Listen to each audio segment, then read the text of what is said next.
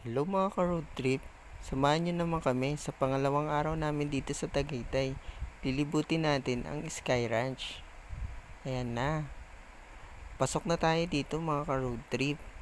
Maghahanap na lang tayo dito ng parking. Ikot, ikot, ikot. Hinahanap pa rin natin dito yung parking at ito na nga, nakita na natin ang parking. Wait lang mga ka-road trip, magpapark lang ako. At ito na nga mga ka-road trip, papakita ako sa inyo kung anong meron dito sa Sky Ranch sa Tagaytay. Wow! Napakaganda pala talaga dito mga ka-road trip. Makikita ng mas malapitan ang Taal Lake View. At ito na nga mga ka-road trip. Iikot natin ang ating camera para makita nyo kung anong meron dito sa Sky Ranch. Ang ganda dito mga ka-road trip. Lalo na nito sa personal.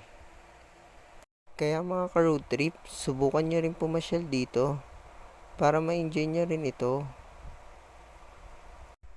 O diba mga ka-road trip, maganda talaga dito sa Sky Ranch. Sulit yung entrance fee mo dito dahil sa ganito ang makikita mo. Nakakawala ng pagod. At dito naman mga ka-road trip, ipapakita ko sa inyo ang behind the scene namin.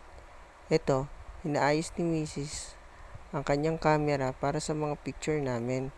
Yung selfie stick pala na nabili namin dito ay mali. Pang online selling po pala ito. Kaya ito na nga mga ka-road trip. Nagbibideo pa rin ako dito. Ikot lang ng ikot. Ito na nga. Tinatanong ko na si Mrs. kung pwede na kami magpicture. Napakamahiyain talaga ni Mrs. sa camera. Ito, nagpipicture pa rin kami dito.